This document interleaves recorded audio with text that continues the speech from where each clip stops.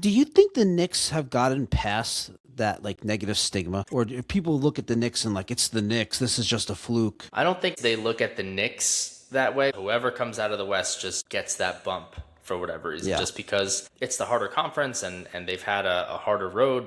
Philly Pride and Sistad soul, Andrew rapping and Wild Bulls. Together they talk sports and dreams, right behind the scenes.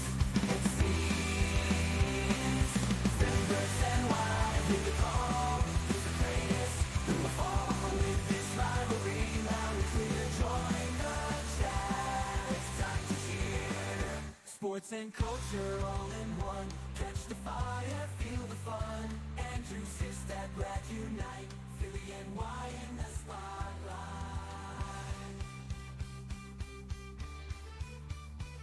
Hey everyone, welcome. That's not how I intro us in, is it? Hey everyone, welcome to episode 112. Oh boy, he's nervous. The nerves are. You know what? Actually, you say that. Okay, we are previewing the New York Knicks NBA Finals championship matchup versus the San Antonio Spurs. But it's funny you say that because I actually do feel like I don't get nervous about sporting events. Like I get excited for them, and it's like I actually do feel a little like I almost like it's almost like I know that they're not going to be back here, or I really don't believe they're going to be back here. So it's like, I'm usually so into the journey, like the process, and this has been an awesome ride. But I feel some like I do feel some nervousness. Like I really like, especially because it's the Spurs. It's the team I wanted. I think this is like they may not have a better chance to win a championship for another 25 years. So I actually do feel a little nervous. Wow, he didn't even welcome anyone into the episode. Welcome everybody to episode number, what is it, 112? Yeah, no, I Something said like it. that. I said it. I said it. We are discussing the A.J. Brown to the Patriots trade. Blockbuster. Thought they would have got a better compensation package. But no, we're gonna preview the series. Well, there was that Um, big trade in the NFL that we should not talk about here, but there no, was the we big won't trade talk today. about that here. It's all NBA Finals preview, giving the people what they want. We'll get into the X's and O's. We're going to talk emotions, nerves. Look at my podcast partner just becoming a nervous little child, dude. I will tell you Yeah, what. Let me tell you something. Like, I'm actually glad. I'm going to do my best to not just make fun of you and like make fun of not me. you. No, not you. Make Not make fun for of what Knicks. you just said. Make fun of the Knicks fans, the New Yes, York yes, sports fans. yes. Yeah. So I'll do my best not to do that. And what? Oh, But okay, go. like the reason why you feel these nerves is because like sports matter to you. And this is like a long time, like lifetime journey that you've been on.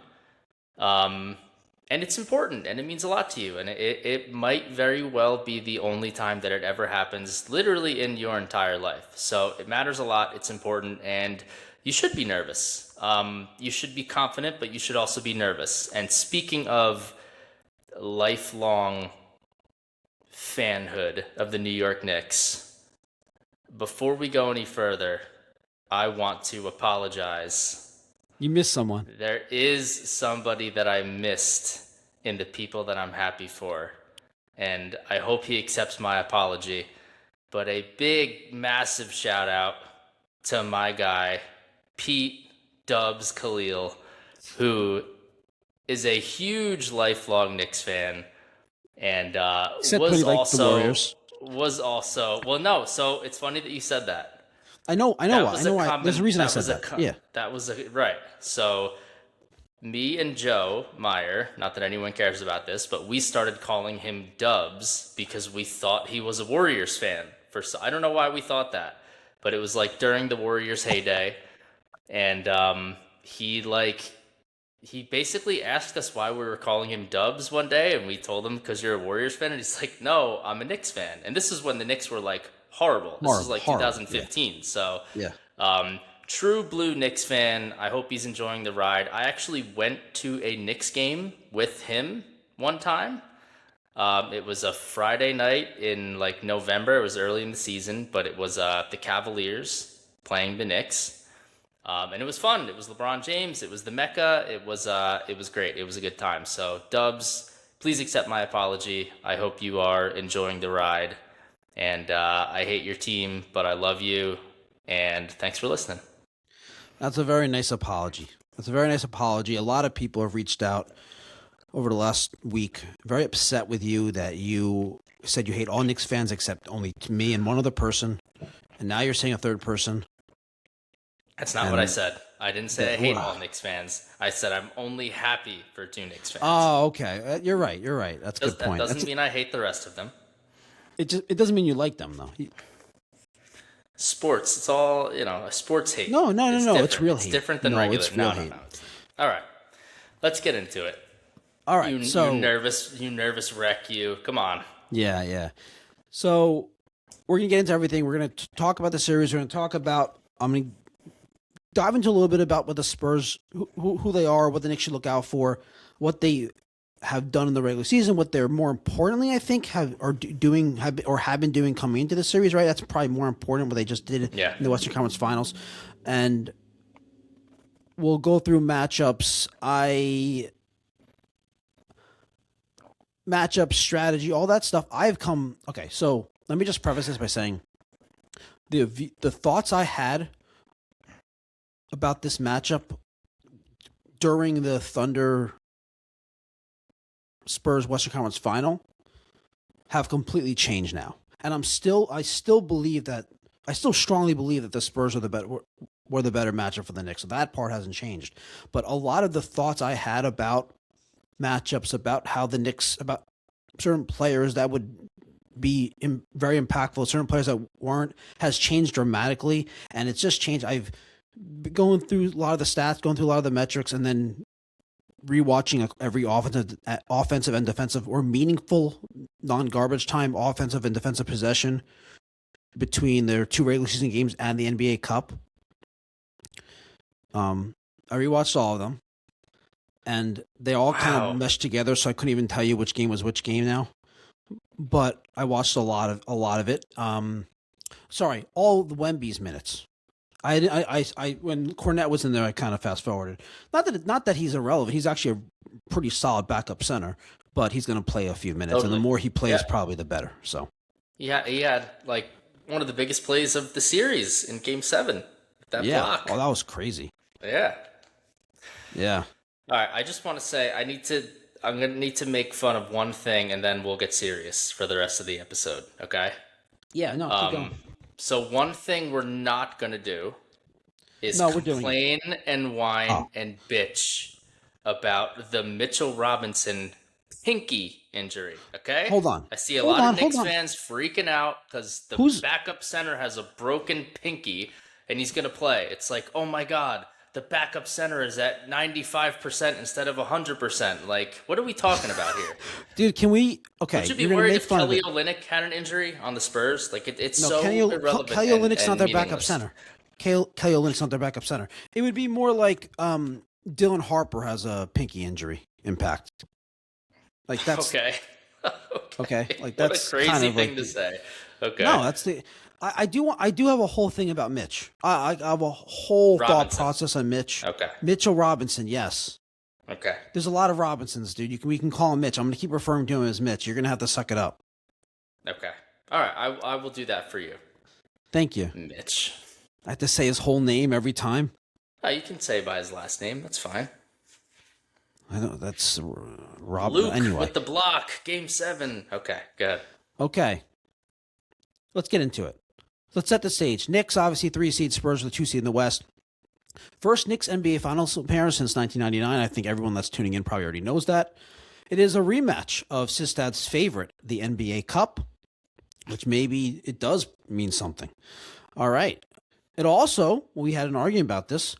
I went back and watched every possession from that, at least every meaningful possession from that game, and they were really, really trying. Now, some of the players involved aren't going to be involved, but the teams were really trying. Plus, Wemby came off the bench because he was coming back for that injury. So, anyway, it's a rematch of the 1999 NBA Finals.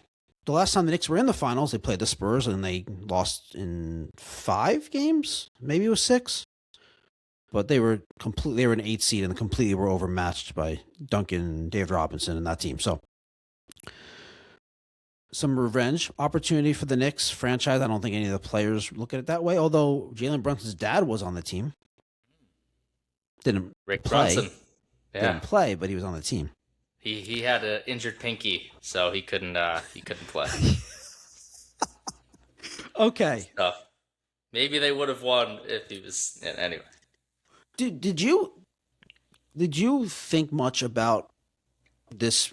Like, what's different about these two teams? The reason I'm asking is something really, like, when I was just thinking about this matchup and something, it was just a very interesting thought, and it's based on something that we've talked about. Right. Last episode we talked a lot about, I think it was last one where we talked. You were talking about how the Knicks, like, non-traditionally built this roster, like through Brunson signing and then a bunch of trades.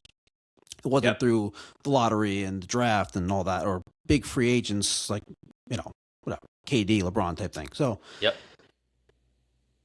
the Knicks, so the Knicks built this. It's just these teams built their rosters in completely different ways, right? Like, you have the Knicks, who we just said, they signed Brunson, but other than that, they just traded for everyone. The rest of the starting lineup were just trades.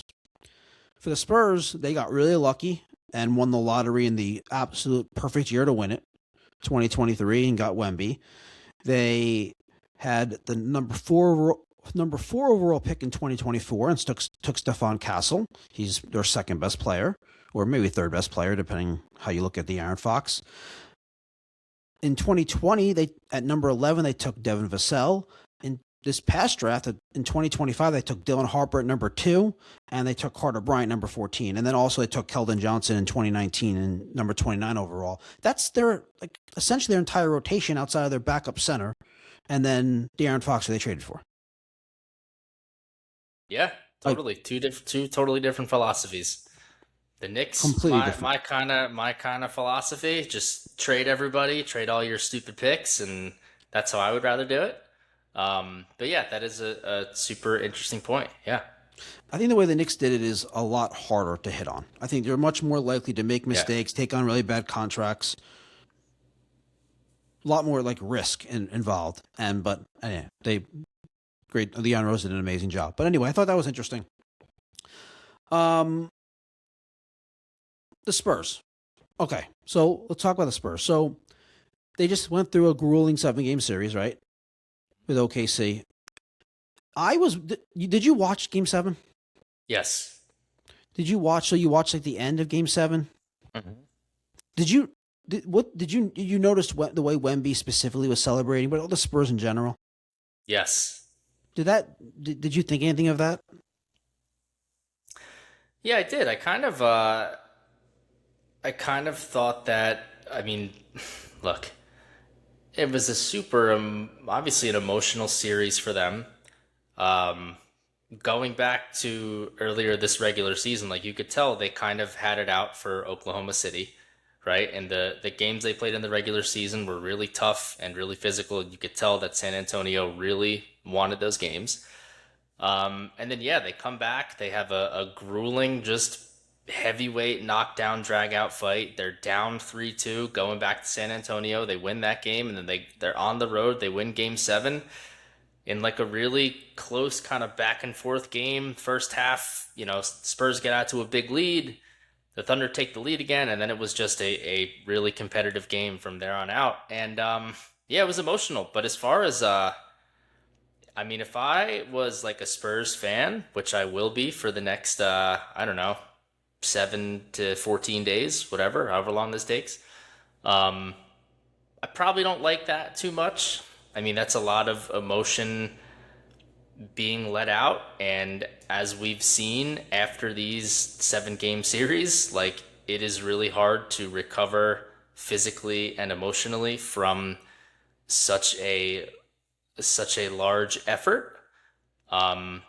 Meanwhile, the Knicks, familiar scenario, right? They have been sitting back with their feet up, just awaiting their next opponent. So, there was an extra 2 days, so they had like 3 full days rest going into the finals instead of the 76ers and the Cavaliers, who only had Yes. one day. So I think that's like big. massive.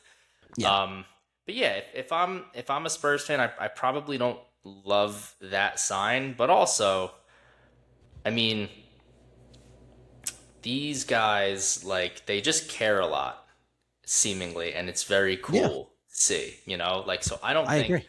I think that the competitiveness from Wembanyama, like, I just think they're gonna be ready to play, I think. They look like, I love watching them because they don't like the other team, and it's awesome.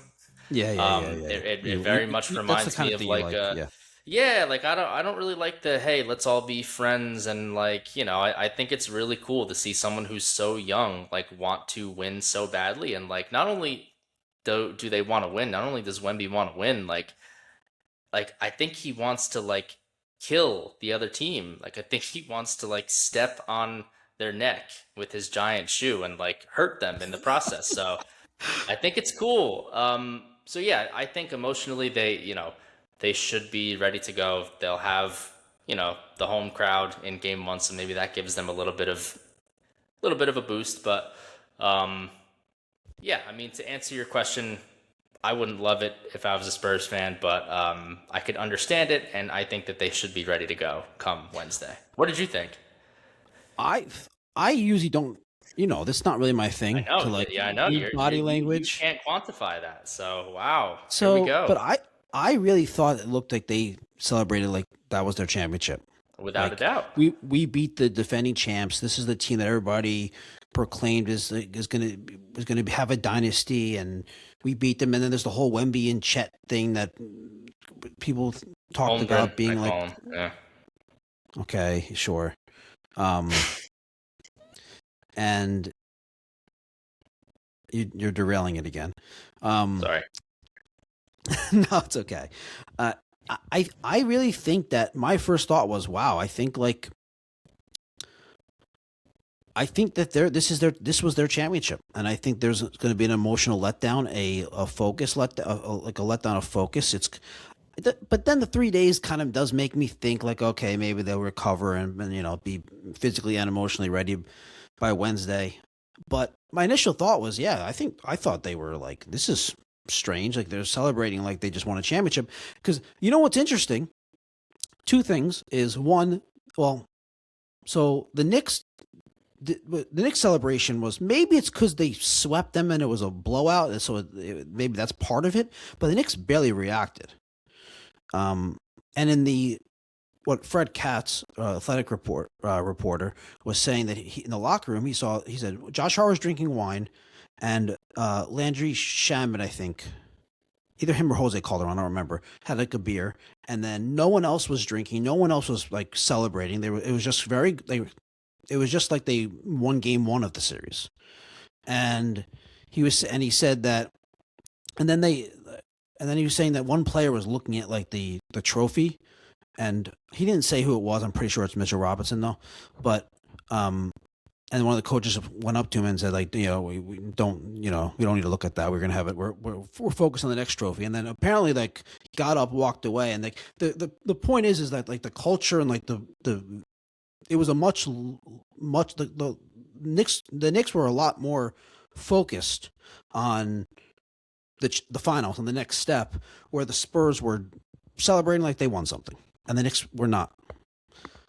I don't know if that's gonna impact it at all, but it did make me think like, this is interesting. I wonder if this is gonna have an impact. So Maybe. I think that it's was my kind of, thought. yeah. I think there might be something to that. Might be, but I know this isn't necessarily your thing because it's not something we can quantify. So, Yeah. um, to play devil's advocate on that, like, no offense to the Knicks, but like they probably felt that way because they didn't. I mean, they got to the finals and that's great, but they didn't really, like. It's not a very.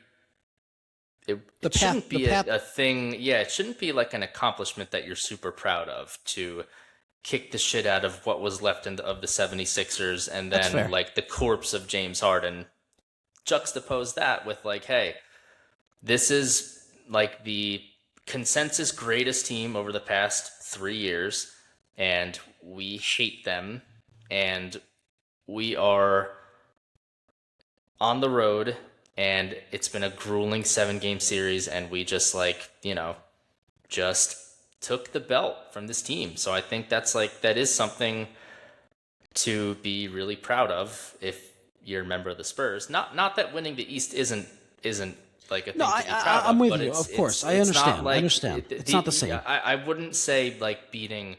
Now the way that they did it was certainly amazing, but like it's not. I don't think it's just like super amazing achievement to like beat the Cavaliers. It made me think of something. I do agree with you. It's a very good point, and I want to move on, but I do want to say something else because that did make me think about that. Last year when the Knicks beat the Celtics in the second round, they celebrated. That was kind of like the sense of relief that the players had, the team had. Like that was their goal all along. We've got to beat the Celtics. Right. Because the Celtics were coming off a championship, and they were the team to beat. Right. And the Knicks beat the Celtics. And then, yeah. I mean, I don't know if there was an emotional letdown. They came back and had a great first 3.5 quarters of game one, and then blew that game, but to the Pacers. But right. So I don't know. I don't know. I would say they did not have an emotional letdown. I think that they came ready to play, and they choked the lead away at the end. You want to see what an emotional letdown looks like? Case in point, game one, Philadelphia versus New York. That is what we call an emotional letdown. A physical letdown also. Both, yeah. Yeah. Yes. Okay. All right. Let's go through. I got some net ratings to share. Let's go through my favorite some playoff team profiles. In the playoffs, the overall net rating, so offense and defense combined, can you guess where the Spurs rank? I already know, so just tell us. All right, it's second. Yeah. Yep. Offensive rating third. Well, let me get there. You got to play the song more, man. You got to go New York. Get that up. Yeah. Or We Are the New York Knicks. Or is that the same song? Same song. Hey, you got to drop that more, dude. Yeah, but you're not a New York Knick. So what? Third in offensive rating, second in defensive rating. The Knicks are first in all three in the playoffs, which is again partly because of the competition. Or just for this year? No, that's for this playoff. Very funny. That's for this playoffs. All time. Regular season Might be Spurs. All time, dude. To be honest with you, I mean, look it up. It probably is. Regular season Spurs second net rating, fourth offensive rating, and third defensive rating. Knicks fifth in overall net rating, third offense, and seventh defensive rating. So, okay. I have a question though about I wanted to get into the series. I have one more question for you though. The Spurs are pretty heavily favored. They're almost 2-1. Like the Knicks are like plus 175 or something like that. The Knicks are like essentially 2-1. It's like plus 175 to win the series. Why do you think that is? Because to you, the Knicks are clearly the better team, right? Yes. So why do you think everyone else sees it differently? Other than just they're morons. What do you think?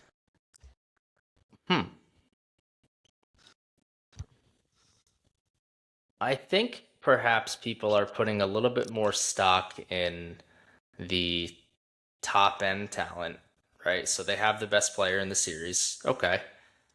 They've got home court in the series. Okay. I guess that plays a little bit of a role into it. I think they still might be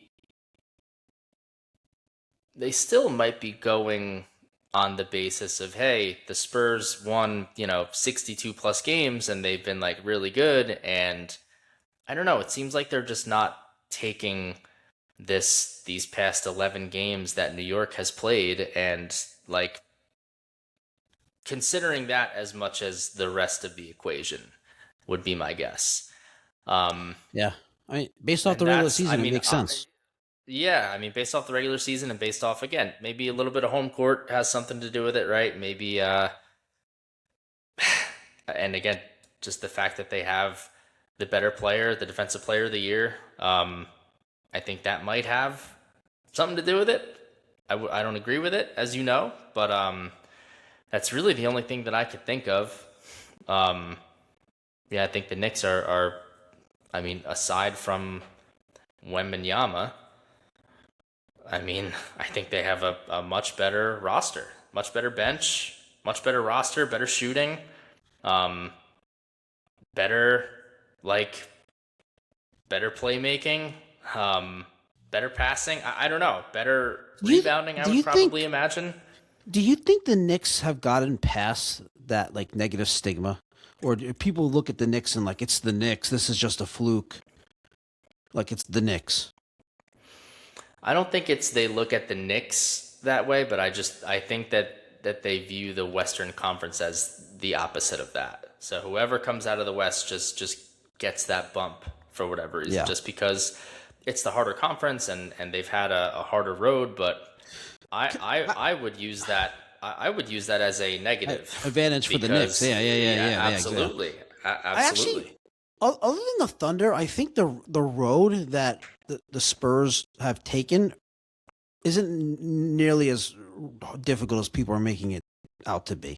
Because right, they got the Timberwolves without Anthony Edwards being close to 100%, so that wasn't that tough of a series. And they got Portland. Like the first two rounds were not tough. Yeah. Yes, I agree. So yeah, the Thunder obviously. I mean, that's Well, but even look, the, even you the, could even even the make Thunder, the argument, right? Yeah.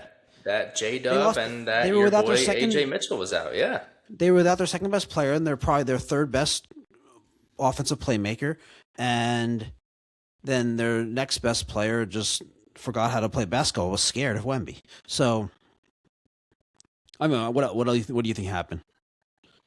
I don't think Holmgren is that good. But look at it. I mean, he's obviously better than the way he played. Anyway, I don't want to get too far into that. Of course, He's obviously much better than the way he played. He completely like fell apart. Like couldn't like catch the ball. Like was afraid to shoot a wide open three. And anyway, but I guess maybe that's the Spurs get credit for doing that to him. Sure, So I guess we can't use that as.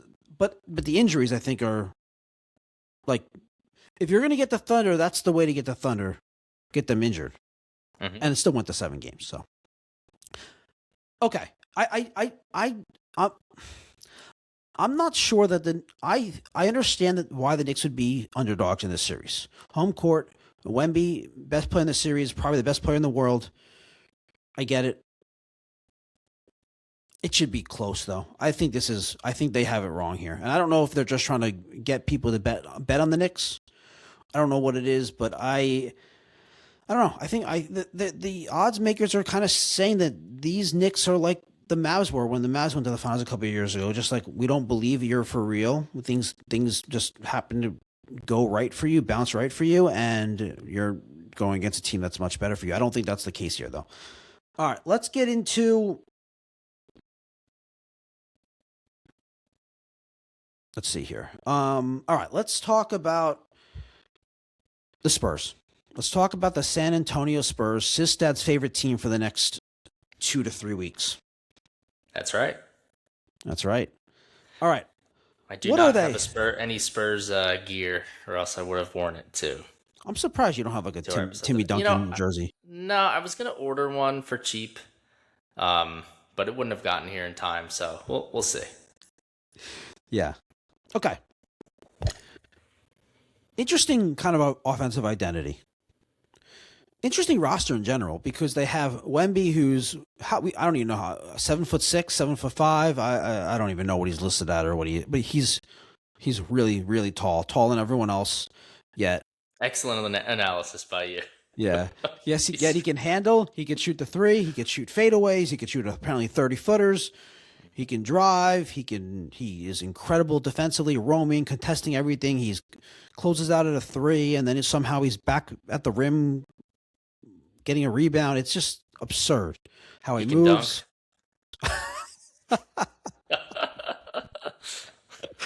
Oh God. Okay. Yeah. So it's just incredible. His impact. I mean, defensive player of the year. I would say his impact on offense is incredible, but his impact on defense is even more significant and more of a concern when you're strategizing and game planning against the Spurs. But the rest of the team are like we talked about this off the pod. Like the rest of the team are like 6'4", 6'5", 6'6" guards and like smaller wings, and then obviously Cornet, but they don't play at the same time. So it's kind of an interesting roster.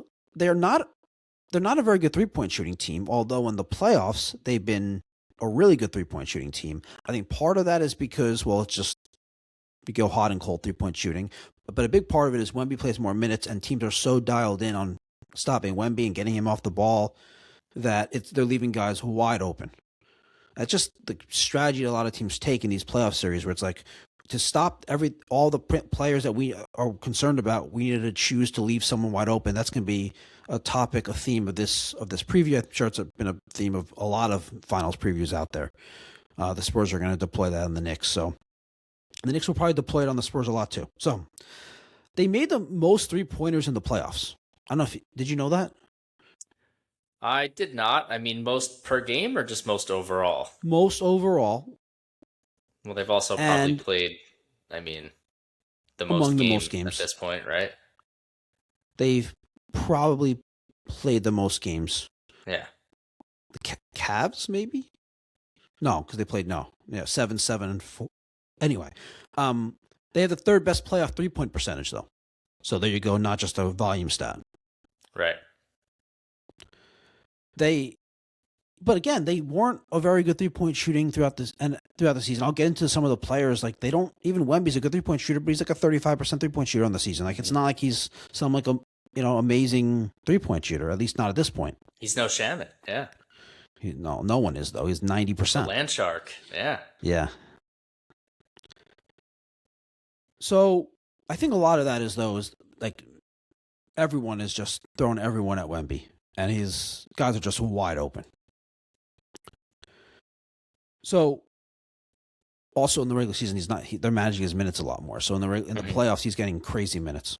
Let's go over some of the players. Obviously, Wemby's for the Knicks fans. Obviously, you all know who he is. But let's just go through a couple things. 25 points per game, 51% for the field. This is in the regular season. 35% from 3, 57% effective field goal percentage, and 3 blocks per game. Here are his playoff stats, probably more important. So his points per game, he's actually scoring less. 23 points per game. He's also shooting 51% from the floor, 37% from 3, also a 57% effective field goal percentage, and 3.5 blocks, so a half a block more per game. But the stats actually, like a lot of stars raise their game in the playoffs. His statistically, ratio-wise and points per game-wise, he's pretty much doing the same thing. Yeah, it's interesting. He definitely had a couple of duds in that Western Conference Finals, right? Like the games that they won, obviously he played amazing. And he had a couple, like his game 1 stat line was like just absurd, out of this world. He had a couple duds for sure. He had a few stinkers, yeah. I mean, the games that they lost, he was not good. And I don't know if it's just like, he's only 22, right? Is he just tired? Tired? There's so much on him. A lot? Yeah. He's doing so much on offense and defense. I think, and even in the fourth quarter of Game 7, he scored 2 points and had no rebounds. Yeah. In the entire fourth quarter of Game 7. Yeah. Like he didn't close that game out. His teammates did. Yeah. Well, he was also in foul trouble too. So. Yeah, but and his presence is. I mean, he doesn't. His presence defensively and offensively has a huge impact on the game. Of course. I mean, it completely changed the way. I wouldn't get into this, but it's completely changed the way SGA, like his shot profile in that series was step back, pull up, deep 2s and 3s, and that's not his game. So. Stephon Castle, who I know you love, in the regular season, 16.5 points per game, 7 assists per game, 47% field goal, 33% from 3, so not a good 3-point shooter. Not terrible, but not good. And 52% effective field goal rate. In the playoffs, he's upped his game. He's gone up to 19 points per game, also 7 assists, 48% field goal, 36% from 3, so he's shot better. 54% effective field goal rate, and here's the negative. And we saw this a lot against the Thunder, 4 turnovers per game for Stephon Castle in the playoffs. Oh yeah. Yeah. He had 20 in like the first 2 games. So yeah, he was really bad. But he got better as the series went on. Yes, for sure. De'Aaron Fox, who's been battling an ankle injury, so we don't know how impactful he's going to be, but he was an all-star this year. He made the all-star team. He's looked better the past couple games. He's definitely hobbled towards the middle of that series, but it looked like he had his burst back in games 6 and 7. 19 points per game, 6 assists per game, 48% from the floor, 33% from three, 55% effective field goal rate. Overall in the playoffs, I'm not going to go through his stats. They're not very good. He mostly because of injury, but he has not been the same De'Aaron Fox. If De'Aaron Fox is close to 100% for this series, that's a huge problem for the Knicks because he is really quick, really good, one of the best pick-and-roll point guards in the NBA. Him not having that burst, being able to explode and drive to the basket is a huge. It makes things so much easier for the Knicks. Devin Vassell, 14 points per game in the regular season, 38% from three. So one of their best 3-point shooters. It's really him and then Julian Champagnie, who you have to watch from three. Champagnie's their 3-point specialist. The other guy, dude. So Dylan Harper, you're not a believer in him because he's a rookie. I love Dylan Harper. I think he's awesome. Champagnie, former Sixer. Yeah. Yes. Do you know why? Not to get sidetracked. Really quick story. Can I do a really quick story about him? Yeah, sure.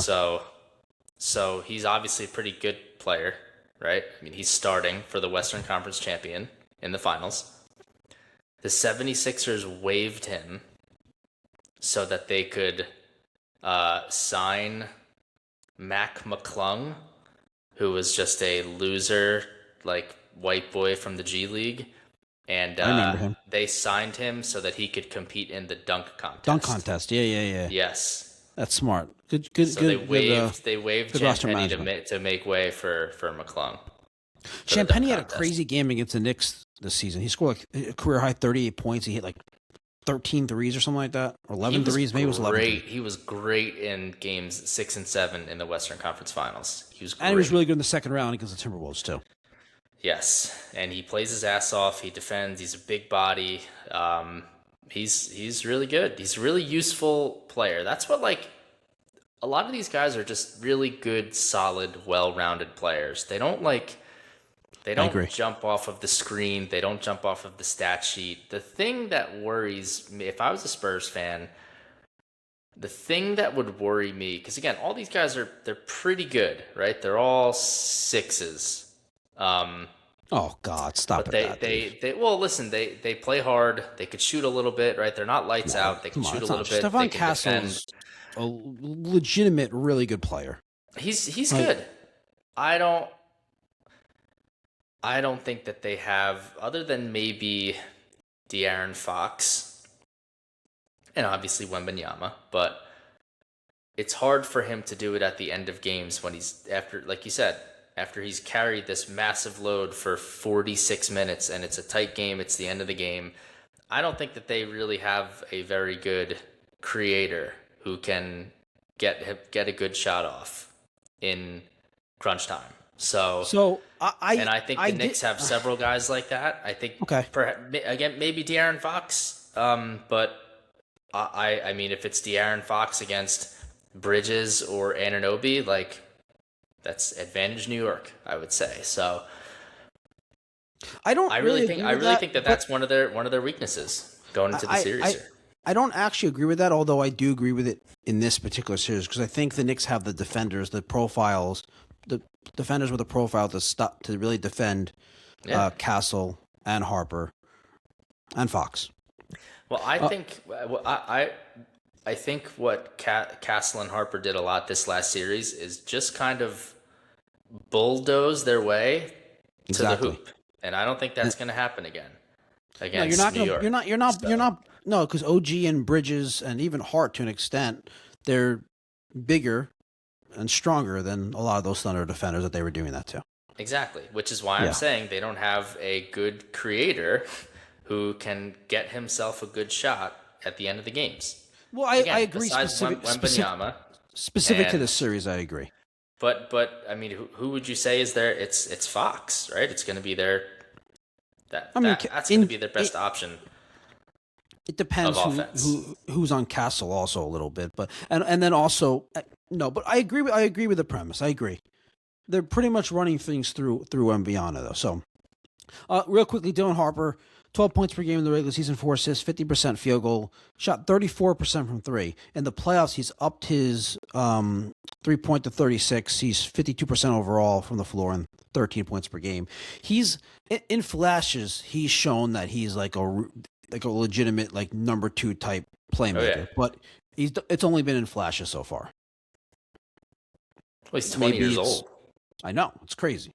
So it could. Who knows? Maybe he does it more consistently for a 5-6 game stretch. Champagne's their 3-point specialist. We already talked about him. I agree. He's someone I'm kind of concerned about going to the series. You really can't leave him open. 38% from three in the regular season, 39% in the playoffs. So I am a little concerned about Champagne's potential impact in this series. Just because the Knicks give up a lot of threes, and they've kind of benefited so far in the playoffs during this run with opponents missing their threes. Some of that is like the guys are leaving open. They're intentionally leaving open, daring them to shoot threes. Some of that is also just like Knicks have gotten a little bit fortunate with their opponents missing threes.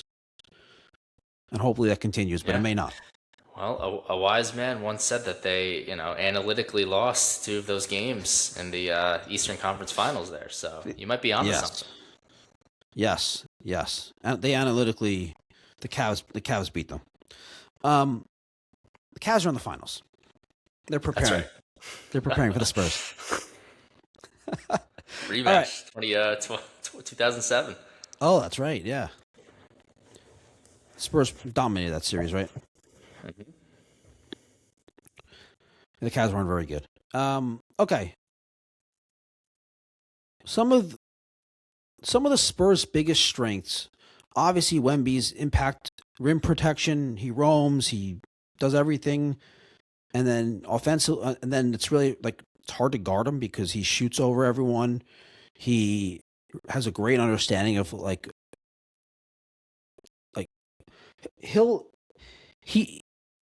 he knows he does this thing where he'll get to a certain spot and obviously and like intentionally miss the shot just so he can get his own rebound and like dunk it home, and he like takes 2 steps and then he barely jumps. Like it's just ridiculous. They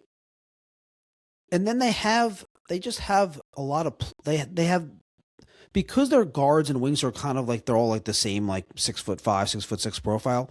Like they can use pretty much anyone on the court and have them as like a screener for Wemby, and it creates a lot of different mismatches like that. So that's something it's something that they really make it difficult on teams. And then they do like those double picks. I don't know what the name for that type of play is called, but they do like a double screen, and it's just so hard to stick with Wemby when they do that. Their biggest weaknesses, I would say, is they are very turnover prone. Probably a little bit too dependent on Wemby. It's hard. It's hard to. When you're that dependent on one player, if he has a dud, you lose. Like we talked about, like why did they lose the games that they lost? Because he had a bad game. And then I think their biggest weakness is they're not a great shooting team. They were a good shooting team so far in the playoffs, and I think there's a regression that is very, very plausible. Let's talk about Wemby, because probably the most important thing is he can make or break the series. He probably has like gives the Spurs the higher ceiling in the series. Like if he's playing out of this world, hitting all the shots, shooting from three, just having this huge impact on defense. No one's afraid. Everyone's afraid to drive. Brunson can't get to his spots because Wemby's there. So let's ask. So how do first when he's on offense, when the Spurs are on offense, who do you think? I have an idea of what they're doing, but who do you think guards Wemby for the Knicks? I don't know. I mean, you'd know better than me, but maybe perhaps Anunoby, or I'm sure you'll say Josh Hart or somebody like that. But not Towns apparently.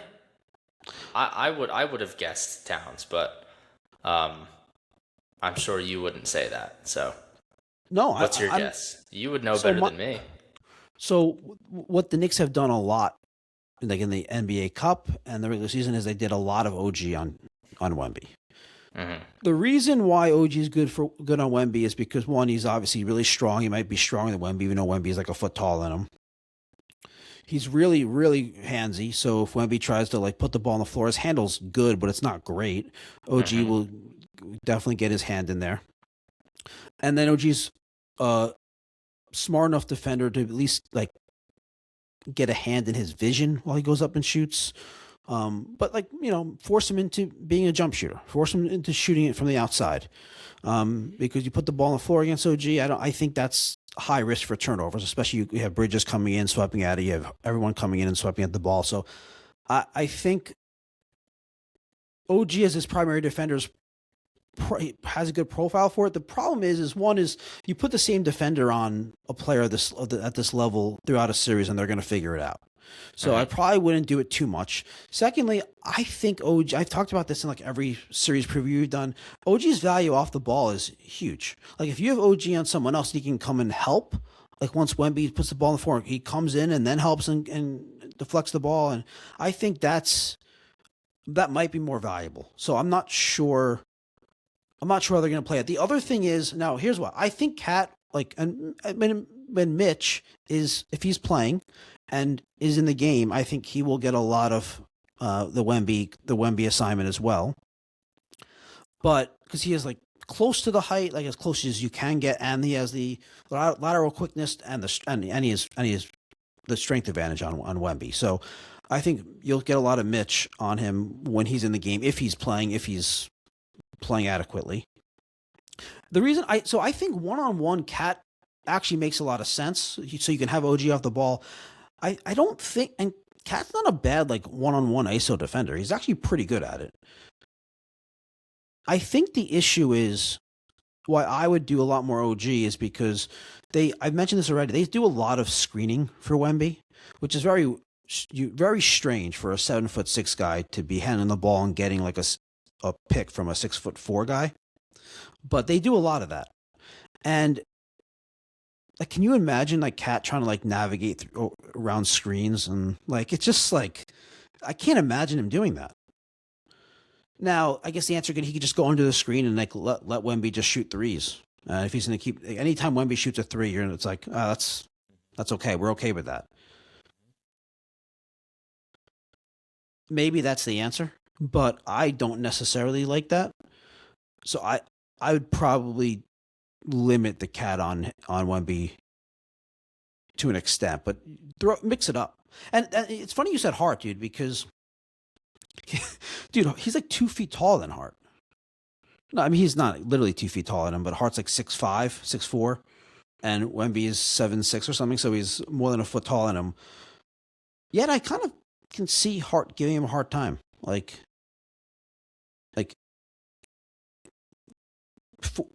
I don't know. He'd obviously have, it'd be like no one's guarding him when he goes up to shoot. But maybe if he's not shooting well, then you can, mix in some like Josh Hart on him. And if he's shooting well, then just stay away from that. Yeah, the only thing that I would really be worried about is Towns getting into foul trouble. So well, yeah, that's a good point. I would rather see, if I was a New York fan, I'd rather see a mix of Hart and Anunoby on him rather than Towns, because Towns is just going to be way too important on the other side of the floor. What about Bridges? No.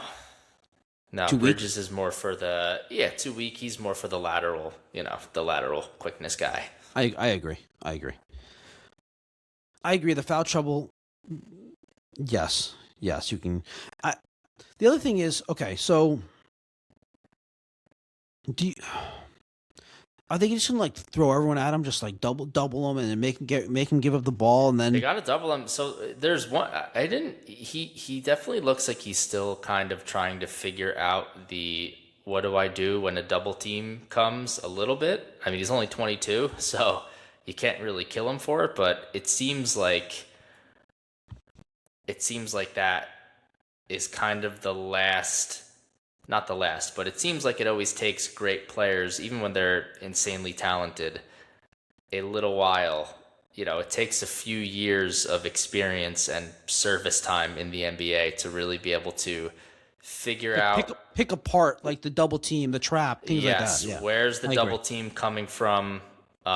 Where can I swing the ball to? Like that stuff he hasn't really seemed to figure out quite yet, Yeah, I agree. He So doesn't I process it think as quickly as you'd like. I agree. yes. Yeah. Yeah, And look, yeah. it takes a lot. I mean, Embiid just became good at that like a year or two ago, like when Nick Nurse got there. So I think it's just a matter of repetition and learning at the NBA level. But yeah, you're just going to have to try a bunch of shit and see what works, Yeah, yeah. You're gonna have to. It's going to be a different animal than the regular season, even from the cup game. So I'm very curious to see. I'm very interested to see how they do it, like game one. So yeah, Let's talk about the Spurs guarding the Knicks, and let's start with obviously the number one guy that you have to worry about when you're playing the Knicks. So we on the Knicks Cavs preview, JB. we talked about like the Cavs have no one to guard him, and we were 100% right. Mm-hmm. They tried to do everything they could, and nothing worked. So, what do the Spurs do? The Spurs also have no one to guard him. That's not true. So I think there's a couple things. So I think the two options in terms of the primary defender, which is a little less important for the Spurs than it is for any other team, just because they have this absurd guy roaming. But Stephon Castle is their best defender. Mm-hmm. Now, maybe they have him on Cat. I'm really not sure.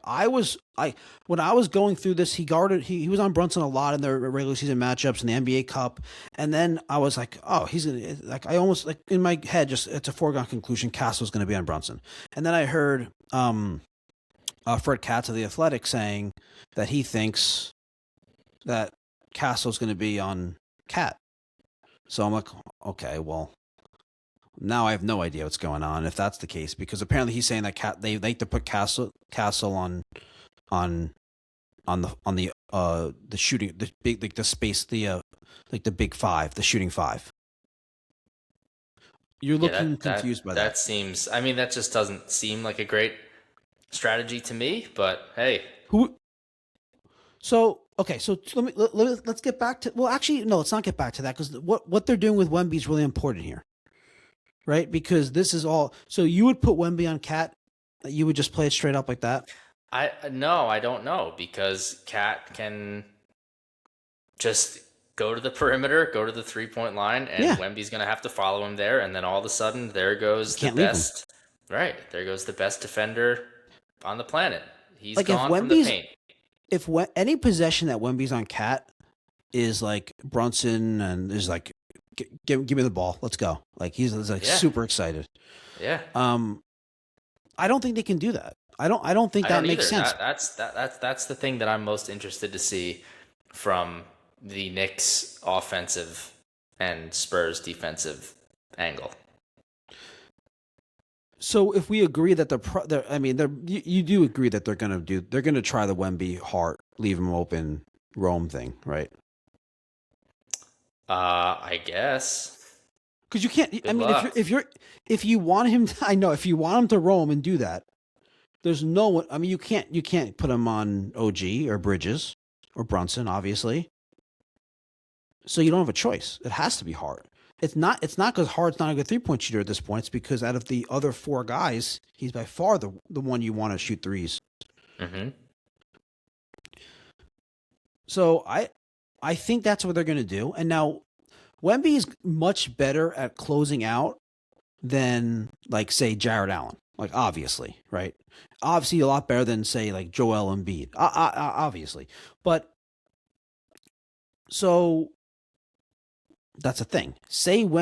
I also don't know how aggressive he's going to want to close out on Hart. He might want to see if Hart's making shots, because if he closes out aggressively, what does that do? I'm asking you. Opens up the paint. So they have a bunch of It 6'5". also gives away no offensive Who, rebounds. who's? I mean, it's like Cat's going up against 6'5" guys for a rebound. Yeah. So 6'5" guys who aren't Josh Hart. So yes, yeah. The Spurs are actually a really bad rebounding team, even though they have like the tallest guy in the league and the most athletic guy in the league. But he's not actually the most athletic guy. But you get my point. Like they're actually a really bad rebounding team, despite having Wemby. Part of it is because he's roaming and doing all that, and he's their only real rebounder. So, other than Cornette, obviously, they're not on this game together. So, I wonder what they're going to do. I think they're going to have Wemby on Hart, and I wonder how aggressively he's going to close out. And how, if Hart's not shooting well or hesitant to shoot, what's the leash there with Mike Brown? Like, is he going to say, like, all that other stuff that Hart does, I'm going to stick with him. I know he's going to start making the shots. Or is he going to say, Deuce, Shamet, get in there. Mm-hmm. And then one of them comes in and, Shamet made 11 to 12 threes in the series in the Eastern Conference Finals. Maybe Deuce does that, next round in the finals. And I think I wonder how Mike Brown's going to play that as well. Because if Hart's not making his shots or very hesitant to shoot, it makes it too easy for the Spurs to defend. It makes it so hard for Brunson, for the rest of the Knicks to do much offensively. If Vassell is on, okay, so if Vassell is on, well, Vassell's either going to be on Brunson or Wemby. I mean, sorry, Brunson or Cat. They don't have a good option for Cat. Like if it's either Castle or Vassell, you're not gonna put Champagny on him, right? And then, they don't really have. It has to be. I mean, now it's the other thing is the thing is, if Cat starts to drive, well, Wemby comes up and comes over and helps, and Cat's not good at passing off the dribble, so it's everything is harder, even though the matchup looks good and looks appealing, but everything's harder if you have Wemby roaming and contesting. So that's that's a saving grace for the Spurs. Everything, the Knicks might have an answer for everything. They might have a size advantage in all the other matchups, but what happens when you go to shoot? Oh, there's Wemby. So that's like the impact he has, and we'll see how tired if he's roaming that much and obviously doing everything he does on offense, he's going to get tired. So I think that's something that we could discuss in a little bit too. But I'm very curious to see how aggressive Wemby closes out on Hart, how long Mike Brown sticks with Josh Hart, or can Josh Hart just come out game one shooting threes, and then how long does the Spurs say like, oh, we're sticking to this game plan, or no, we're not doing this anymore? Because the Cavs finally changed. It was too late. You've seen the Sixers get burned by it, sticking to this. It's not really a good strategy. I get it's. I agree. I get why the Spurs are going to do it. It's probably the best strategy, but it's not a good strategy. Hart's a good 3-point shooter at this point. Yeah, totally. And if he's not hitting them, like you said, then there's two other guys that they could put in that spot that are going to hit him. So sounds like one of those, at least they have some options, right? They have other levers to pull if the one's not working. Yeah, the Knicks that's something the Knicks really have. They've also gone against these different types of strategies and these different types of defenses during this playoff run. So the Cavs employed this strategy with the double big and playing off Josh Hart. And the Sixers were terrified. I think Nick Nurse was probably terrified of doing that because he got burned by it before. So they didn't do that. So then the Knicks have played both styles. So I think they're prepared. In terms of, I don't know how else the Knicks are going to match up defensively. I don't know who they put Cat on. Maybe Vassell. I guess the biggest thing is Brunson on Champagny. I don't know. Like, I guess you have to have him guard Champagny. He's the one guy that you're not too worried about, like putting the ball on the floor. He's more of like a 3-point shooter, or like he'll fake and then like sidestep and shoot a three. Mm-hmm. So I guess you have to put him on Champagnie. I don't love that because Champagnie's really good in transition. On transition threes, Brunson tends to lose guys in transition. I mean, but you don't really. The thing about it though is, the thing about Brunson is, I wanted to get to this later, but I'll bring it up now. So the main thing why I didn't want to play the Thunder was really because of Brunson. They have a bunch of defenders to put on Brunson, and they would relentlessly attack Brunson with SGA. The Spurs don't have, as you've said, they don't have that playmaker outside of Wemby, and Wemby's a big man. They don't have that playmaker to really attack Brunson. So that's a huge advantage for the Knicks, is not to have to we don't have to constantly worry and focus on scheming against how to avoid Brunson being susceptible to this matchup. Fox, if he's healthy, could go at him, but it's again it's kind of what you want. You want possessions where Wemby's not involved is a good thing. Mm-hmm. So I'm not that worried about Brunson being attacked in the series, targeted in the series. Great point. Anything else about the matchups? Oh, there is one interesting thing I think to point out about. So SGA was notably off in the Western Conference Finals, mainly because his shot profile was much different. He's usually a guy that takes a couple threes, a couple deep twos, a bunch of mid-range, and a bunch of stuff at the basket, and then obviously a bunch of free throws. In this series, though, because of Wemby roaming, he was taking a lot of deep twos and a lot of threes, a lot of pull-up threes, a lot of step-back threes, and that's not his game. The pull-up three is actually something that he's probably needs to improve on. I think he was 31% on pull-up threes in the regular season. And in the playoffs, he was even worse than that. He was under 30%. Brunson's one of the best pull-up three-point shooters in the NBA. So if they bring Hart into the action and bring Wemby into the action by screening Hart, Wemby's obviously going to play like a drop because he's trying to be able to contest at the rim, go to the open shooter, and he's not going to want to leave Cat wide open for an offensive rebound. So he's going to play place some sort of light drop. So Brunson's going to have an opportunity to pull up threes and then force Wemby to come out and guard him. And then again, if he comes out and guards him, that leaves the paint wide open for an offensive rebound or for anyone else, for Brunson to do a little slip pass and then anyone else to drive. So I think Brunson hitting his shots, hitting the pull-up threes in this series, which I do, he hasn't been a very efficient three-point shooter in the playoffs. I have a lot of confidence that Brunson's going to start making those threes, and I think that's going to be a big deal in this series as well. I got some stats with Wemby on, with Wemby off in the playoffs.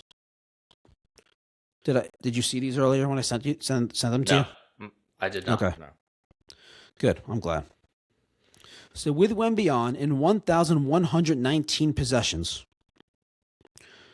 his net rating, the net rating for the team with him on the court is plus 16.9, which is amazing. They outscore their opponents by 17 points when he's on the court. With Wemby off, negative 0.9. An 18-point swing. So, what do you make of that? What do you think? Not surprising at all, right? No, not necessarily. I think it's pretty good that they're, kind of a net neutral when he's off the floor. That's, a lot of star players can't really say the same, Yeah. It is helpful that they're only negative 0.9. They're at least competent. Yeah. For sure. But in the Western Conference Finals, which is probably more relevant, right? Because they weren't playing Portland or Minnesota without a healthy Anthony Edwards. They were minus 38 without Wemby on the court. Oof. So, I look at that and I say, okay, well, that's a little bit more telling, and I think that that's why he played a lot of minutes, and I think there's an opportunity for the Knicks when Wemby's off the court to take full advantage. And I don't know if that means, like, are you going to make sure Brunson's on the court during those minutes? Are you going to are you going to try to get, like, are you trying to make sure Cat's on the court? Like, what are you going to do in those minutes with those Wemby bench minutes? And, like, are the Knicks going to change their substitution patterns? Are they going to change their rotations based on this? Or is Mike Brown, especially in the beginning of the series, going to say, this is what we're doing, and then we'll adjust as we go? What would you do? Do you think you would, like, just, I'm making sure Brunson's on the court when Wemby's not? I'm getting all the guys who can attack the paint when he's off the floor. You are. So you would adjust the substitution patterns? Yes. I think I would too. I don't think they're going to do that to start the series, though. I think they're gonna let it play out. Yeah, they're gonna gotta feel it out for the first game at least. All right. By the way, minutes in the Western Conference Finals with De'Aaron Fox on the court and Wemby off the court, they were negative 3.1. Just something I saw that I thought was interesting. I'm not sure if that has much meaning. Maybe Fox was hurt, but because, like, that, I think it's like your second best player, your second most impactful offensive player. Ideally, you'd be doing well with him on the court and your best offensive player not. Like, if you took Brunson off and had Cat on, the Knicks net rating is, like, extremely good. Well, that's because they're the Knicks. All right, let's talk about Mitchell Robinson. You made a joke about how Knicks fans are upset about the pinky or worried about the pinky. My first thought when I saw this was he obviously can't shoot. Anyway, he doesn't dribble. He blocks shots with his left hand. Actually, it's his right pinky. He actually blocks shots primarily with his left hand. Could it impact his rebounding, which is obviously his most useful skill? And can it impact his ability to, finish alley-oops, which is his third most useful skill? He only has 3 useful skills. So he's really good at the 3 things he's good at, but like, if you take one of them away or limit or minimize a second one of them, like, is he even playable?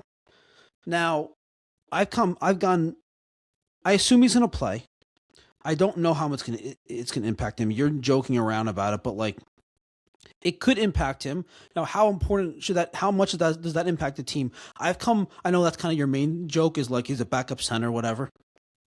He's been a backup all over center, and it's not that serious of an injury. That's where the joke is.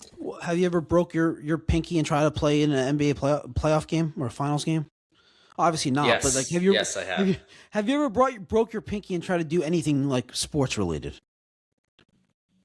No, I've never broken my pinky. And have you done a deep dive on how the pinky impacts a player's ability to catch and dribble and just shoot? Tape it. You put some tape on it. You'll be fine. I'm not even saying you're wrong about this. I'm not saying you're wrong about this, but to be so, like, sure that it's nothing, that's not going to impact him at all, is a little. Come on. We don't know. It may impact him. I don't know. I think maybe it will. The backup center. The point of the thing was, he's the backup center, and it's his pinky. So, like you said, he's not a shooter. He's not gonna dribble. Like, it's fine. Yes. If it's going to happen to a player, I think this is the player that could probably be the least impacted by it. But I don't know. Yeah. It might impact him. And like I said, he has 3 useful skills. If he's not good at one of them or less effective at one of them, he's useless. No. He is New York tough, all right? We don't make excuses. He's going to be fine. He's going to tape it up and be fine. Let me tell you about my Mitchell Robinson, I don't know what you'd call it, thought process. I was so sure, so confident during the Western Conference Finals, being like, because one of my friends said to me, he texted me, saying that if the Knicks play the Spurs, like, they're going to have to play Mitchell Robinson like a crazy amount of minutes, and he's going to have to be on Wemby the whole time. And I was like, what? I was like, no, the opposite would happen. You'd keep Mitch would almost be useless because you'd want Cat to be on the court so they could play 5 out and keep Wemby out of the paint, or at least make him like go out, close out on defender. If Mitchell Robinson's in the game, he's able to just roam. And I thought that made sense. And then I rewatched these regular season matchups and the NBA Cup, and I was like, wait a second, here's what's happening. When Mitch is in the game, a couple things happen first. They play in their first regular season matchup. Mitchell Robinson didn't play in one of them, and then so he played in one of them, and then he played in the NBA Cup. So, in the first matchup with Mitch playing, Wemby was doing that thing where he's roaming, going around, doing all that stuff, contesting everything, and Mitchell Robinson had like 13 offensive rebounds. Like he was just no one was there. It was a bunch of 6'5" guys, and Mitchell Robinson was just having the time of his life. The easiest time. Great offensive rebounder against 7-footers. He was just dominating the glass. So Wemby remembered that, and then when they played the NBA Cup, he was like, he started going out to close out. He started going out on the pick and roll with Brunson, and then like he was like, oh wait, and he started retreating. Like it was on his mind, I have to get back. So it was giving the Knicks shooters the ability to actually go up and shoot. So it had a huge impact. Is my point. So now I was thinking like, oh, and he can probably be like, he can defend him too. Like maybe Mitchell Robinson would have a big impact in this series. Hopefully his pinky's okay. So that's been my thought process. Okay. Fair enough. What do you think about forget about the pinky stuff for a second. What do you think about that? Roaming, offensive rebound, retreating. What do you think? Do you think that makes sense? Like, do you think that could actually? Do you think having a guy that Wemby has to think about and make sure he's like able to box out, and what kind of impact do you think that could have on a series? Or you think that's nothing? I don't think. I mean, I'm sure that over the course of a long series, then it might have some impact, but I certainly don't think it's the end all be all, and I just don't think it's that big of a deal. I think he's their backup center, and I think he is a useful player in some aspects, but it's not. Even if he was out for the series, like, I wouldn't be sounding the panic. I wouldn't be sounding the alarm because the backup center is hurt, and he's going to play. So no, but hold on. I agree. He's probably going to play, but no, he is going to play. Okay, but you've already talked about that the foul trouble that Cat tends to get in. So if Cat's in foul trouble, the backup center is really important. And if your other option is Ariel Hukporti, who you probably don't know who that is, it's a big problem if he's playing significant minutes with Wemby on the court. Like that's a bet. And now maybe the Knicks just play small and they play OG at the 5 and. Mm-hmm. Yeah, there you go. Bingo.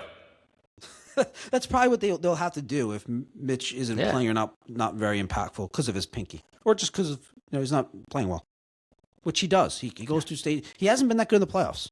Apparently he's going through some. You bite your tongue. I mean, come on. Apparently he's been going through some. Mitchell Robinson, we're talking some about depression Mitch. Stuff. Okay. Well, now I'm not going to make the joke. So yeah, way to go. Good. I stopped you from making the joke. Look at you. What a nice guy. You did it. Yep. What a nice guy. See that? They say I'm not empathetic, man. Come on. Who says that? So you think the Knicks playing 5 out is much more like of a much better strategy against Wemby than like the Mitchell Robinson offensive rebound? Because even with theoretically they could still have that with Cat. Like you still like Cat's a great rebounder too. You can't just like be on the perimeter and leave him. Mm-hmm. So I think you get a little bit of the best of both worlds with Cat on the. Oh, you get a lot of other stuff, better stuff with Cat also. Okay, so that's been the thought process on Mitchell Robinson's impact in the series. I think ultimately he's not going to have much of an impact. I don't know if it's going to be because of performance, because of the injury, because I just think that Cat's going to be playing really well, and like you said, he is the backup center. So, I mean, he's been getting like 16 minutes a game. All right.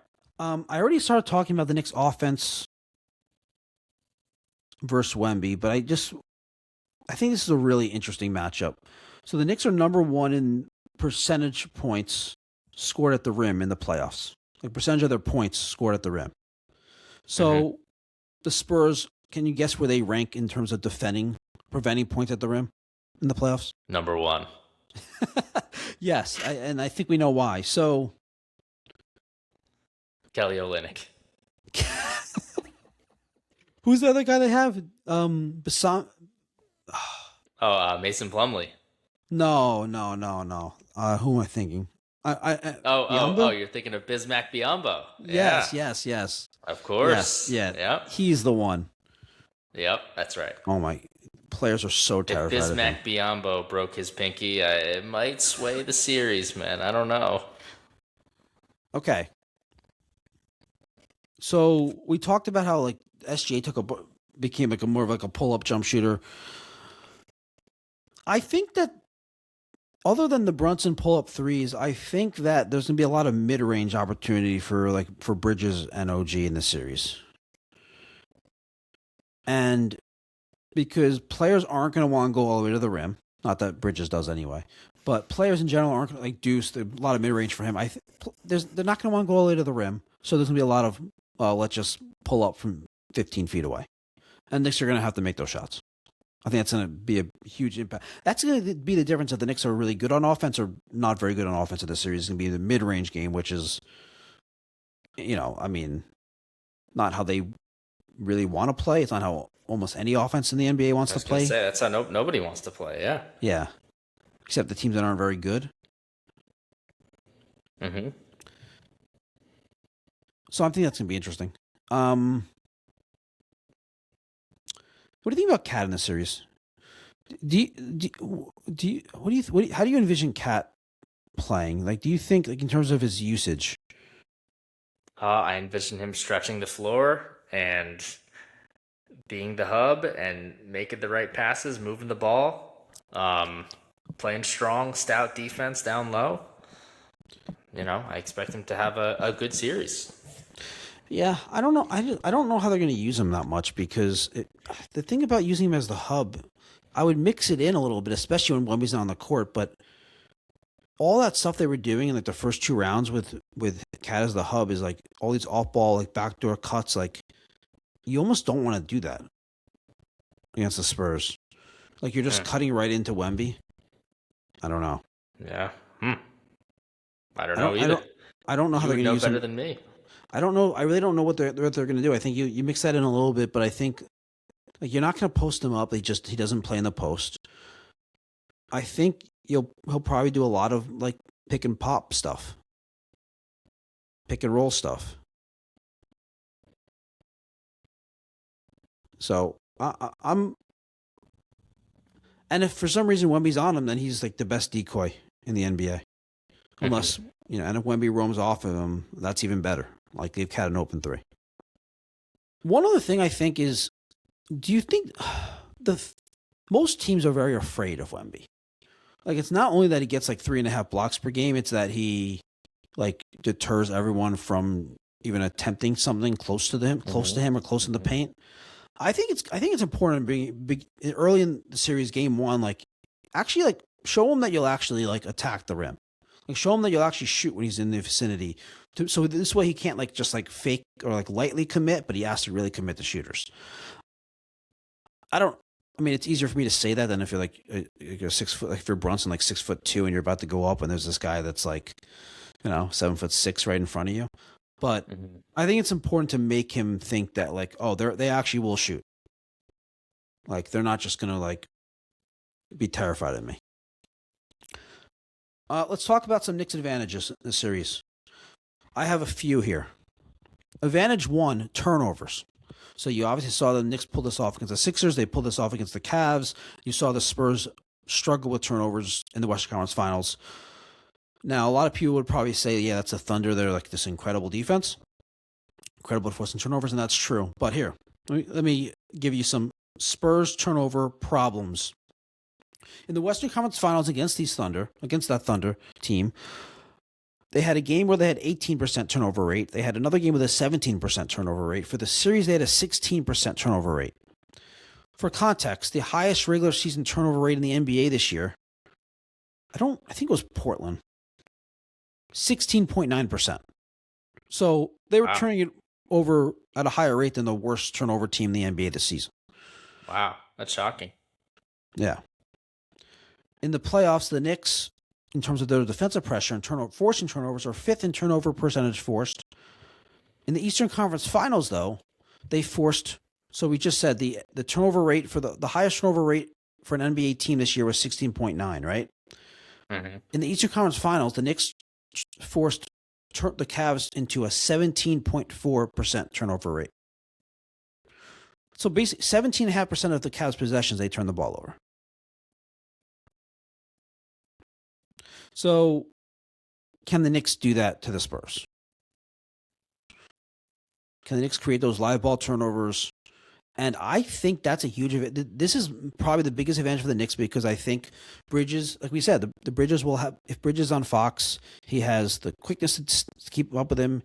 He obviously has the length to force him into turnovers. Bridges is obviously really good off the ball at forcing turnovers, getting in passing lanes, deflections. OG, same thing. He has the size, and because they're not all that, the Spurs aren't great 3-point shooters. Bridges and OG can be a little bit more aggressive in helping off and getting their hands on the ball. If OG's on Wemby, I think there's turnovers to be had there. I think that this is the number one advantage for the Knicks. I think they're going to force a lot of turnovers in the series, and what that also does is it negates the Wemby defensive impact. So I think that's the advantage, and I think that's where the Knicks are really going to be able to win the series if they're able to win the series. He just slipped up on his prediction, guys. Oh no! Wow! Advantage number 2. This is more of like a huge assumption. I don't have stats to back this one up. But let me know what you think. So Mike Brown coached De'Aaron Fox in Sacramento. Do you think that's an advantage for Mike Brown? No. You don't think so? You don't think he has a better insight on every little thing that Fox does well and does bad and like struggles with and doesn't like? I mean, I guess, but I also think that a coaching staff who's watching all this film is also going to see that. Yeah, but you can hide a lot of the weaknesses of a player. Like you don't let it come out. I mean, sure, but it's also De'Aaron Fox on the Sacramento Kings versus De'Aaron Fox on the Spurs with like actual good players around him. What's the difference? Is that he's playing with good players. Well, they were the 3 seed that year. Fox was but dude, I think Fox had a bigger impact on that team than he does on this team, didn't he? Yeah, probably. Anyway, so you don't think that's an advantage for the Knicks? You think that's nothing? Sure. No, you could think it's nothing. I guess. I mean, it certainly doesn't hurt, but it's not like I'm not like, you wouldn't count that as an advantage. To the bank thinking, I wouldn't count that as a significant advantage. No, I would not. Okay. I'm fine with that because as I was putting that together, I'm like, I don't know. That seems a little. I don't know how much of an advantage that really is. All right, rest and fatigue. The Spurs that we talked about, 3 days off, but they just played a seven game series against a really tough team. They just played a really tough game 7. And then I think like Wemby's the 7-6 guy. He showed like some of those those duds we talked about. Like he looked a little tired. Mm-hmm. He looked like he just like, kind of like just settled. A lot of settling for threes. A lot of settling for jumpers and for threes. Yep. I think that, and the Knicks obviously have. I mean, they barely played. I mean, it's crazy. The Knicks have played 8 games in like the last, I don't know, like 30 days. It's crazy. They've barely played, and even a lot of those games, their starters didn't even play in the fourth quarter. So the Knicks should be rested. They have. It's crazy to say this because like the Knicks have been like over the last few years like a very like shallow team. They have like no one on their bench, and all of a sudden they're deeper than everyone that they play. But the Knicks have like legitimately like 9 guys to come off the bench and like have a big impact on the series. Not 9 guys. 9 guys in the rotation have a big impact in the series. Not nine guys off the bench. So Yeah, no doubt. also, like I know you said Fox looked better the last 2 games, but he did have that ankle injury. Harper, I forgot what Harper's injury was. He was battling something. The adductor. Yeah. Oh, okay. So I'm assuming that they probably weren't 100%, but they were playing through it. Maybe it gets re-aggravated, but the Knicks are clearly the healthier team also coming to the series. So how much of an impact do you think this? How much of an impact do you think this helps, or how much of an impact do you think this has on the series, if any? I don't know. I would say probably not as much as we would think. I kind of agree with you, because actually. The Spurs also have some guys they could play off. It's not like, when you compare it to Philadelphia, right? Philadelphia had 5.5 guys that they were and they playing. had one day off before the series, and each they game had they one had day off. Right. And each game had one day off. Where in the finals here, they have on the traveling day, in between the traveling between the cities, they have 2 days off. So yeah. I don't know how much of an impact, but I think the injury to Fox and potential injury to Harper or whatever's going on, I think that has more of an impact than the rest. Yeah, I would agree with you. I don't know that it has a ton. I mean, look, the Cavaliers came off a grueling 7-game series with one day off and were an all-time collapse away from potentially stealing that first game. But I would actually point to I thought they ran out of gas that helped the Knicks come back in that series. Yeah, but still, I mean that's literally an all-time historic comeback. Yes. So they certainly could have closed that game out, but they didn't. All right, I got a good advantage for the Knicks now. This might be the second biggest advantage that they have. but Spurs, get the extra home game in this series. Doesn't Come on. matter. So the Knicks fans travel so well that San Antonio is going to be. Yes, there will be Knicks fans in San Antonio. South. There will be more Knicks fans in San Antonio than there are Spurs fans in MSG. You agree with that, right? Yes. Okay, good. All right. The biggest, a big advantage for the Knicks is weaknesses. Okay. I was waiting for a response from you. Okay. The Spurs have weaknesses, and the Knicks don't really. So let me go through this. So EPM, I don't need to get into the metric, what it means, but the point is it takes the impact of an overall impact of a player. Keldon Johnson was last among every player in the conference finals. All the players who played at least 12 minutes in the conference finals, he was last in EPM. Cornette was 5th worst in EPM. Deuce was the worst Knick in EPM, and it was still had a positive EPM. So the point is the Spurs are playing players that, now part of it is because they went against the opponent, but the Spurs are playing players in the rotation that can be taken advantage of. Well, the Knicks don't really have that. The Knicks have players, I think, that weren't in the rotation, weren't getting minutes in the conference finals that I think have the potential to have a big impact in any game. Say a Jordan Clarkson could. I wouldn't be surprised if Jordan Clarkson has a random game in the finals where he scores 12 points. The Spurs have guys to attack. If Keldon Johnson's in the game, you play off him and dare him to shoot threes. If Cornette's in the game, well, obviously that means Wemby's not, so that's great. But again, you don't have to worry about Cornette from the outside.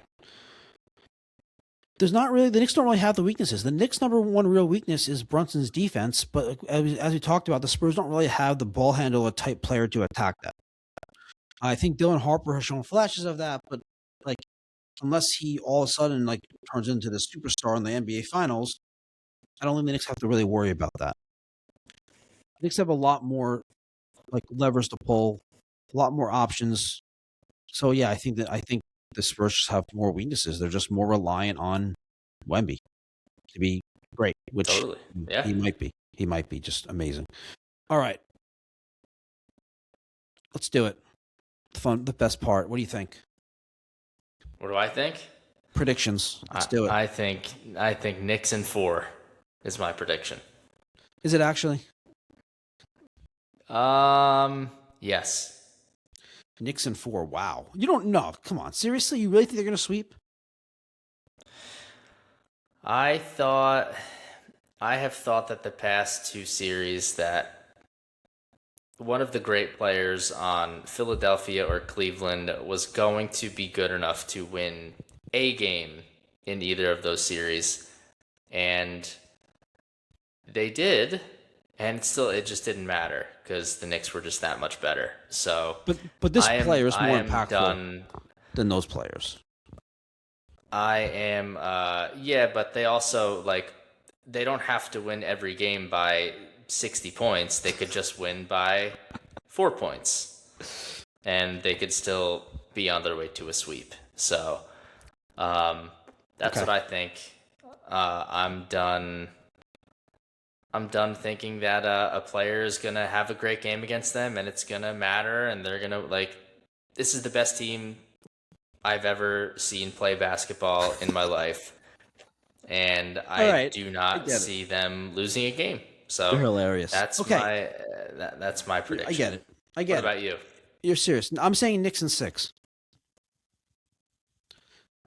I think I disagree with the sport books having the Spurs such heavy favorites in the series. I think this is kind of a toss up series.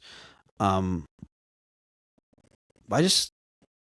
don't know if it's the fan. The fan in me. I kind of just believe in this team, and I just figure out. I just feel like they're going to figure out how to deal with Wemby, and they're going to figure out how to score, and they're going to figure out how, and they're going to defend. They're going to use their advantage. They're going to force a lot of turnovers, and I just feel like they're going to figure out a way. And in a close, and if you have enough close games down the stretch, I think Brunson's going to close them out enough. Like he's just going to. I trust Brunson to score much more than even Wemby down the stretch of games. It's not even that close. I agree. So I think the Knicks will. Again, it might be just the fan in me. I think they're going to figure it out, and this is an opportunity because, man, the Spurs are not yet at their peak in terms of their roster build, and Wemby's not at his peak in terms of his abilities. So if he stays healthy and the Spurs continue to build the roster out the right way, that combined with how the Thunder look, and I'm sure what other teams in the East. The Knicks might not have a better chance. They probably won't. So let's get it done. I know we're kind of running long on this, dude, but I do have to make a suggestion to you. As a Knicks hater and a temporary Spurs fan during the series, I want you to not hate the Knicks. I want you to root for the Knicks. Why? So why? Because I think it's more fun. I root for the Eagles with you. Yeah, but you're not an emotional nut job. Yes, which is why we need to figure out a way. I have an idea. You told me you bet on the Knicks to win the finals. When did you do that? I forget. Maybe during the 76ers series or the Cavs. No, I think it was during the Cavs. It wasn't okay. Okay. Okay, it wasn't a lot of money, right? Where you actually you'd rather lose the money and the Knicks not win. Without a doubt. Yes. Is there a certain amount of money that you could either bet? Forget about risking. Is there a certain amount of money that you could win where you'd say, this is worth the Knicks winning a championship? Yes, I could be bribed and bought. How much is it? I would say maybe I'd say $10,000 after taxes. Dude, no, seriously though. I'm serious. How much would it? Okay, $9,000 after taxes. It would have to be definitely within the thousands of dollars. Wait. Yeah, I think $10,000. I thought that was pretty low, to be honest with you. Oh, that's too bad. Come on. Why? What's your plan? What did you think I was going to say? If it was a reasonable amount, I would have made a bet for you. So you can bet, so you can win some money. But no, I can't bet that much. I thought you were going to say I don't know, $1,000, $500. I don't know. You wouldn't rather win $500 than Like, what is it like? No. Nope. What about what are the odds on a Knicks sweep? Oh my God. Okay. How do you even find that? How do you find that? I don't know how to do that. That's a really good one, though. I like that. Listen, let's put a GoFundMe together. All right, we'll have everybody donate. We'll place the bet. New York NBA champions, and The sweep. Knicks the sweep. Nah, just champions. No, because you know? yeah, because if they lost the game, then you would go back to rooting against them. You'd probably even Of hate them course. more. Yeah, without a doubt. Yeah. All right. Yeah. Okay. I think that $1,000 might get you to root for the Knicks. Maybe. All right. I'm on it. Think about it. All right. Everyone, this is it. Play the NBA song. Finals. Sing it for us. Get it for Sing next it for time. us. Get it for next time. Have it prepared. I'll have it prepared for a Knicks win when I do a reaction video. Okay. All right. Everyone, thanks for tuning in. Please give us a like. Please subscribe. And we'll see you next time after hopefully a Game 1 win. See you, everyone. Philly pride and Sistad soul. Andrew rapping and wild bulls. Together they talk sports and dreams. Right behind the scenes. It seems. Philly versus NY. Who the call? Who's the greatest? Who will fall with this rivalry? Loud and clear. Join the chat. It's time to cheer. Sports and culture all in one. Catch the fire, feel the fun. Andrew, Sistad, glad unite. Philly NY in the spotlight.